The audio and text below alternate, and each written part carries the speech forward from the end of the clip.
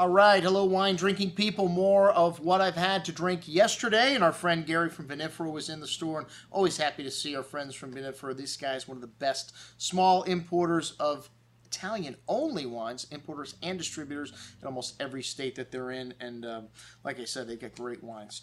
The 2008 Castello Romitorio Il Toro, a new wine for me, a blend of 45, 45, and 10 Syrah, Cabernet Sauvignon, and Petit Verdot, produced at their estate in Scanzano. A good amount of fresh earth and dark earths, spices and dark cocoa, hints of bell pepper, a little animal nuance to this as well. A good amount of dark plum and dark cherry fruit on the tongue with nice freshness, showing some silky tannins there from the Syrah and a nice herbal note and that dark earth and cocoa spice through the finish. Very good stuff. All right, the Canalicchio Di Sopra Rosso di Montalcino 2009. 2009, an incredible vintage in all throughout Tuscany pretty much. This wine becoming one of my favorite producers quickly. Even though we've had him in the store for a long time, I've always thought Valdicava's kind of edged him out in terms of quality every year, and even Castello Romitorio. But this 2006 Reserva from them that we had our Brunello tasting was out of this world. And the Rosso 2009, excellent juice, red cherry and wild strawberry fruit, loads of fine herbs, underbrush, a hint of dried meat,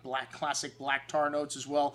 Ripe red berry fruit on the tongue, smooth tannins, but nice structure for a Rosso, good freshness, really forward and charming vintage, showing that black tar and spice that is Montalcino at the finish. Really good stuff.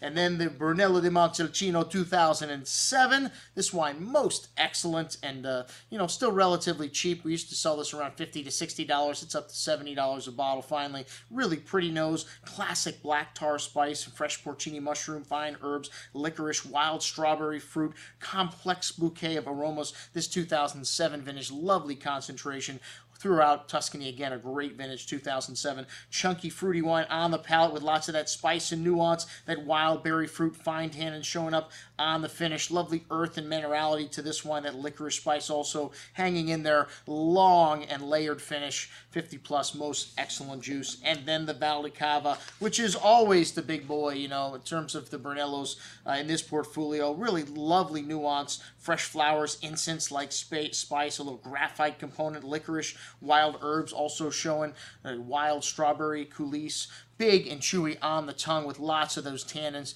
and that dark cherry and wild strawberry fruit. Lovely chalky fineness to this wine, that minerality showing through. This wine needs a lot of time. It's got everything in place, but just a little bit overbearing with the tannins right now. Most excellent juice, though, if you hang on to this one for another 5 or 10 years, or just let it open up for several hours. The 2007 Castello Romitorio, also most excellent. This wine sees a bit of barrique. It's the only of all these Vinifera wines that sees more modern style Brunello. You notice that toasty, oaky nuance in the nose, a ripe cherry berry fruit, also hints of black tar and licorice spice here. Lots of ripe cherry and wild strawberry fruit on the tongue, a host of tannins and exotic spices to the finish. That toasty oak still hanging in there. Lovely balance with this wine, as well as all the other 2007's most excellent juice. And that's what I had to drink with Gary Vinifera. I'm your host, Andrew Lampasoni, signing off for the Wine Watch, saying remember, always drink the good stuff first.